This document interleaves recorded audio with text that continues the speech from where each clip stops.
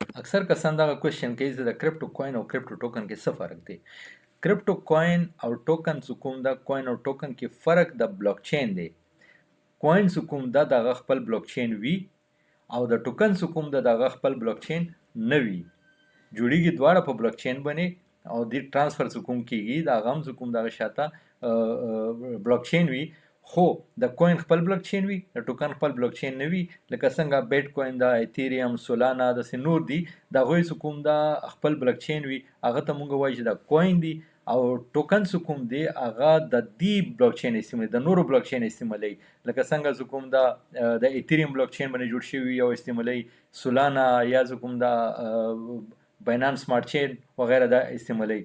او کوین مونږ داسې ګڼو لکه د یو ملک مین کرنسي. هغه د پاکستان اوس روپۍ ده، روپۍ چې کوم ده دا اینی ویر ته استعمالولی شي. یا چې کوم د ډالر دی، او ډالر چې کوم د امریکا کې ته اوپنلی استعمالولی شي، د هغو مین کرنسي ده. ټوکن چې کوم ده هغه یو اوپنلی استعمال نه وي، بلکې هغه یو خاص استعمال لپاره جوړه شوي وي، سپیسیفیک یوټیلیټي لپاره استعمال جوړه شوي وي. لکه څنګه ما تاسو ویلو چې د کوین چې کوم ده دا تاسو وګڼئ لکه د یو ملک مین کرنسي، هغه ته استعمالولی شي پیمنټ په تور باندې. ټوکن چې کوم دا تاسو داسې وګڼئ لکه څنګه د میټرو کارډ دی.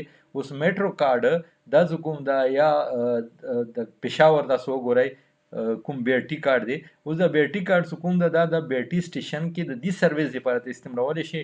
نور اوپنلی په دې باندې ته پرچیزنګ نشي کولی، نه دا نه تا نه څوک بیا اکسپټ کوي، نه دکان والا، نه چې کوم دا بل ځای کې، خو صرف او صرف چې کوم دا بی آر ټي سټیشن یا میټرو سټیشن کې هغه استعمالیږي. نو ټوکن چې کوم دا د خاص مقصد لپاره جوړه شوي، خپل بلاک چین نه وي، د بل بلاک چین استعمالوي. کوین چې کوم دا دغه لکه یو مین کرنسي په تور باندې استعمالیږي او د دې خپله ټکنالوژي وي، خپل بلاک چین وي.